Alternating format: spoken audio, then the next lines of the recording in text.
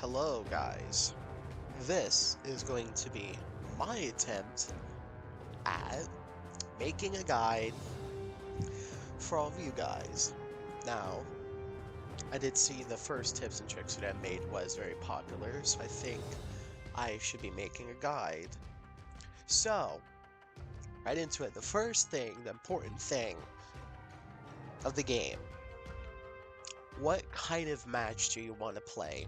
There is various matches in this game. Now, as you can see, we have a world map with 4X next to it. We have the America's Free-for-All. We have Europe 1919, Tutorial, Divided States of America. So let me scroll back to the top here.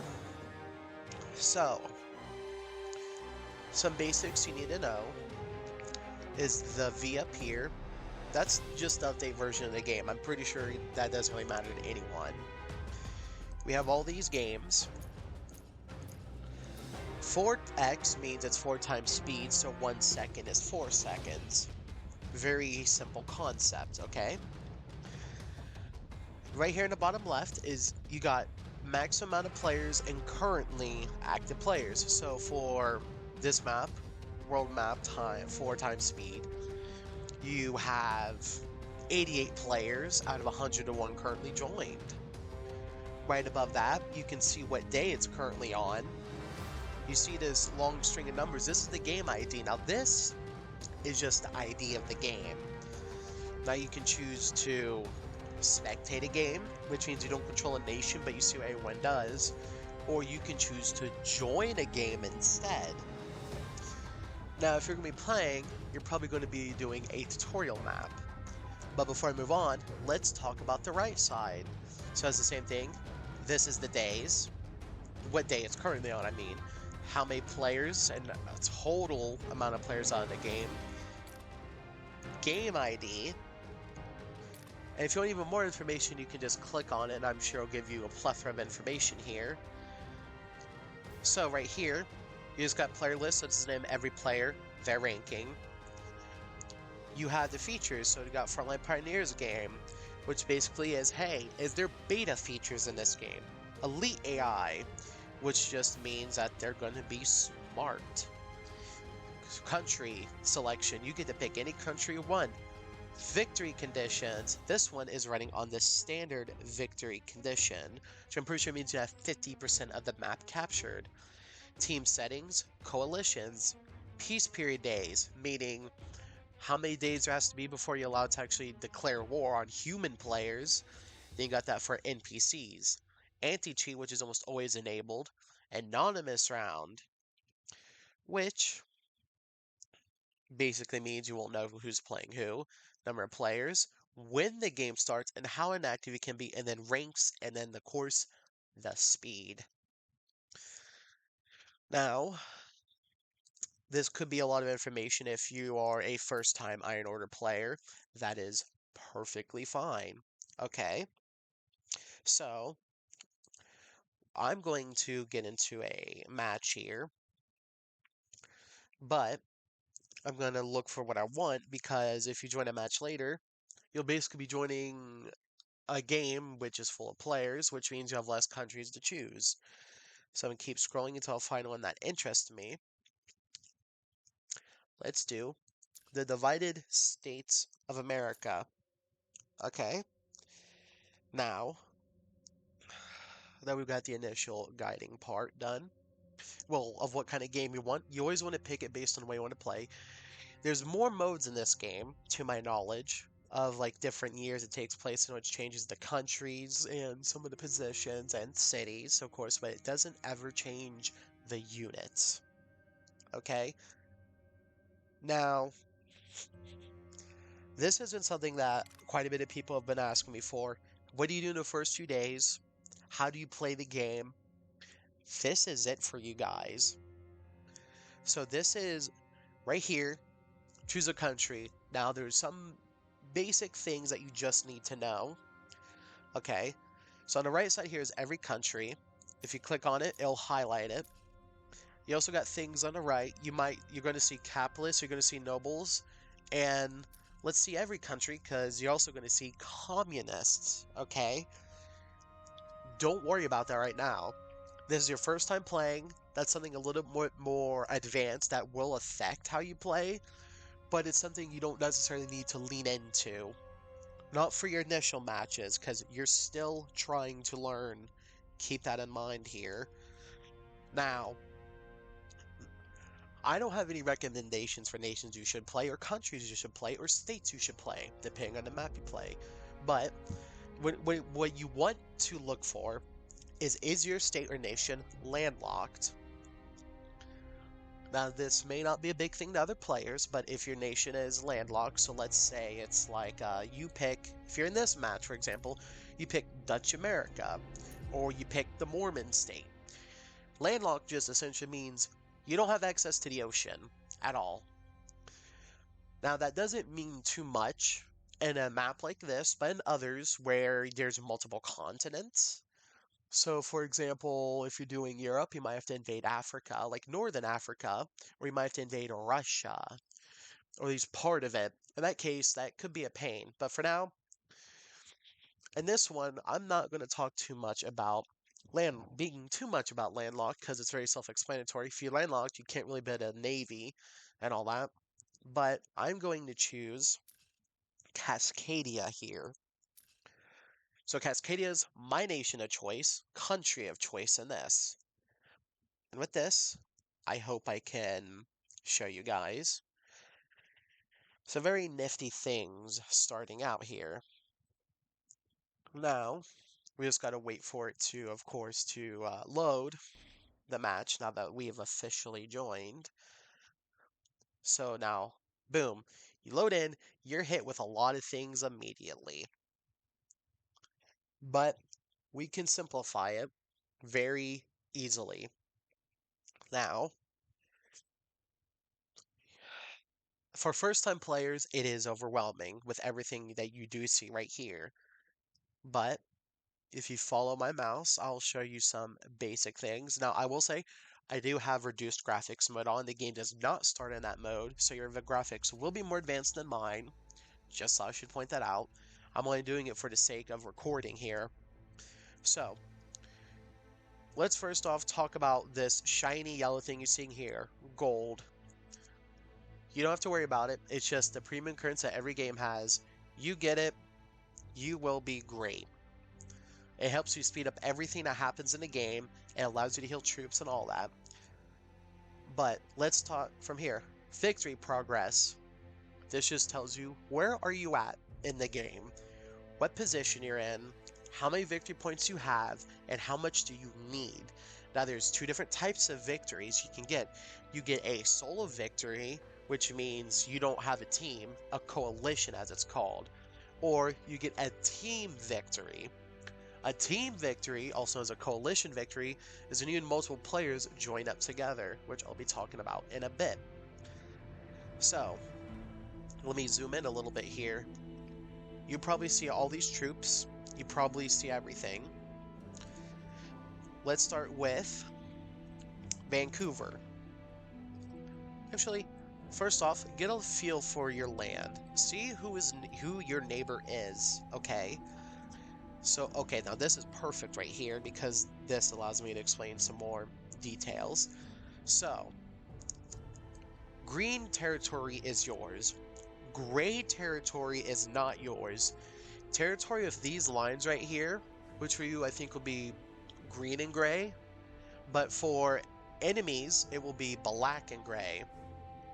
Now, what this means is that it's a captured piece of land.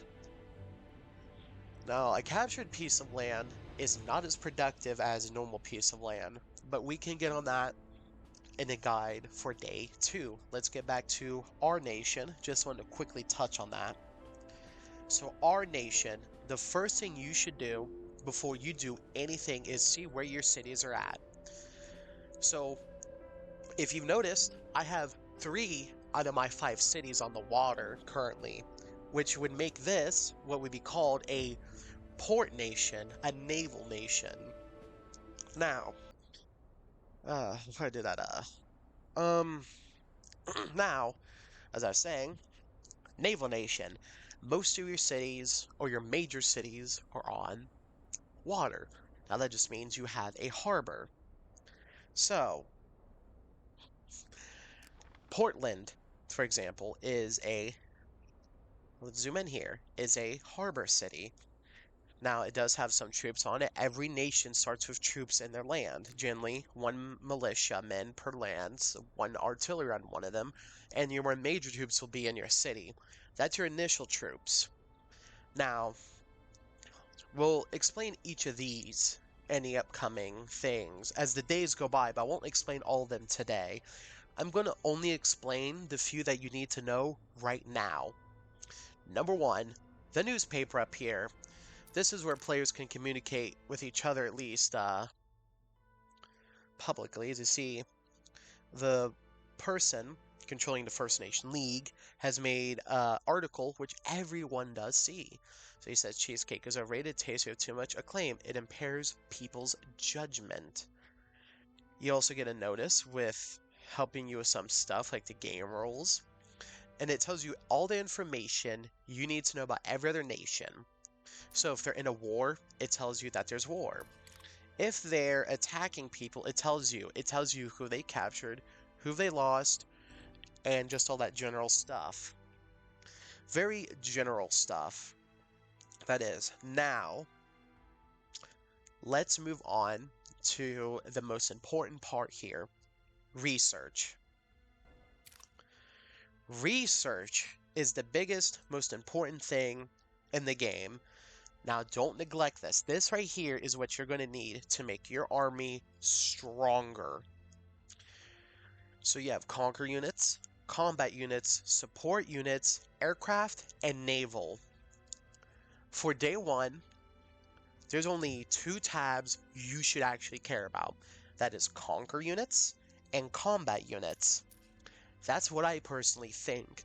Now on day 2, day 3, we'll get into the other ones you should care about then, starting then. But let's go with infantry here, the conquer units. Conquer units just means it's an infantry unit that can take land. That's it. That is all that is. So now you might be tempted to start the militia, which is 42 seconds, but go for normal infantry because militiamen, they're just last men. They're like the National Guard of a nation. Infantry is the normal infantrymen of a nation, clearly. So you want to start by getting some infantrymen or militiamen. It doesn't matter which one. You could go for motorized as well, but there's a little bit of a limit to them. Now let's go back to Portland, okay? Now down here, you see two barrels here. What does this mean? It's a resource, and you need resources to build your army. So for example, let's go each one. You got food. This is used in every infantry unit. This is used to feed your army. Fuel. This is also used in almost every single unit that moves. So whether it be naval units, aircraft, support, conquer, or combat, they use fuel to drive their vehicles. Energy. Energy is more used for building stuff, which we'll get into in a second after this. Rare materials. Rare materials are used for two purposes in this game. I'm only going to go over the first one, as that's the only one that matters right now. And that is, they are used to research new units or upgrade existing ones, as in researching upgrades for them. That's what rare materials are for. You always want to have a surplus of them for this reason. So that way, you're never lacking behind on research that you want to do. Next up is metals. This is frequently used in making vehicle units, or of course, almost every single building. Manpower.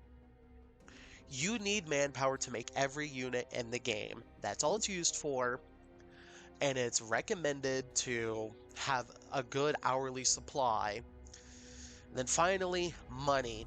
This is used in every activity in the game, whether it be building units, whether it be researching new units, or building buildings, of course. So, now let's talk about cities. These will give you victory points when you capture them. They give you money, they give you manpower, and usually they're the only area you can get resources in.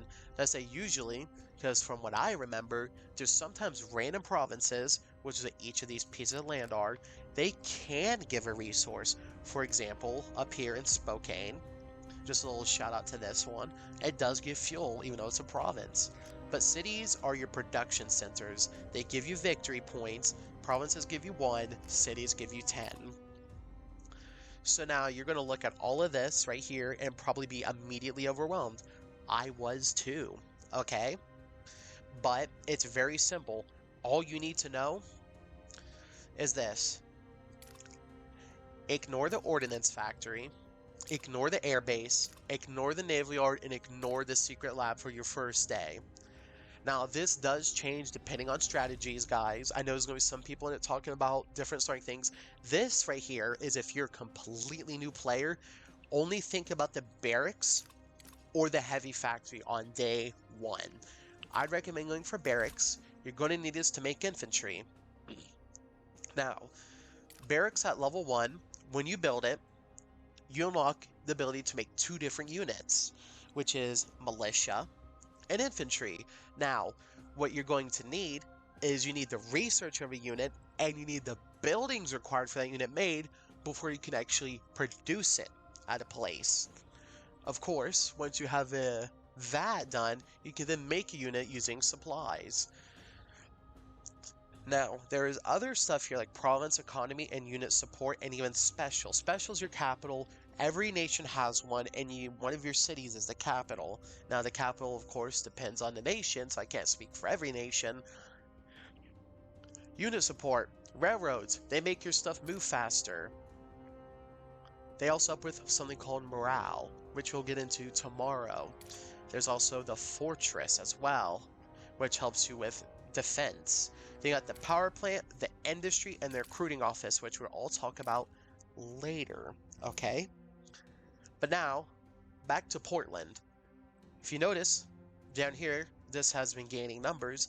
This is the front report. This tells you everything that happens administration, like if you gain messages, if you capture something called spies, which we'll talk about in a few days from now, or they help you with diplomacy as well. People declaring war on you, doing trade offers, peace, or warfare, such as attacks, losses, and successes and captures of other nations' land. Now, as you see here, we've been told that our barracks is done and our infantry research is done. So now we can combine those two together, click on this helmet right here to production, and then this brings up every single unit in the game for each of the sections. This is where your buildings and your research come into play. You combine them together, and what you get is what you want. This is where the magic happens. You can see the ranking of unit in the top left, also known as the level, which is next to it as well, right here, or down here. You can see what they specialize in. So these are capitalist units, so they specialize in capitalism, which does change some things. Then you can see what they do to other classes in the game. The exact numbers they do for attacking and defending. Then you get down here how much health they have, if they have any attack range, which these guys don't because they're considered a melee unit, how far they can see, and how fast they can move. And then at the bottom, you get a small description, you see their roles, and then you see their special skills, in which case they can capture enemy territory. You can then see how long it takes to make them, the minimum time to make them with the right things, how much they cost in terrain, which we'll speak about on a different video. But for now, all that matters here is the time it takes to make them, which is going to be 3 hours and 53 minutes, and that, I believe, includes the red number. The red number is a result of the morale, which makes it take longer. If your morale was better, it would take less time. Then you can see how much it costs to make infantry units. So for example, it takes 500 of our food, 50 of our steel, 800 of our manpower, and 500 of our dollars to make. So now we're going to click start on them. Okay.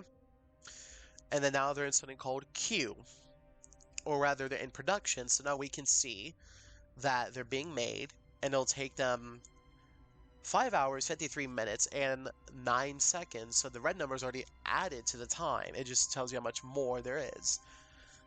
So now you've got your first unit being made. Congratulations. This is going to be hopefully a fun game for you. You got your first unit made and all that, and then tomorrow we can talk about who you're attacking and why you're attacking them. But we'll also be going over stuff like coalitions tomorrow as well. But for now, guys, I hope you enjoyed this first part of this guide and all that. I do hope it comes out within the first few days or first day of me actually making this. But until then, please stay safe, have a good one, and stay updated for day 2 of the guide. Bye!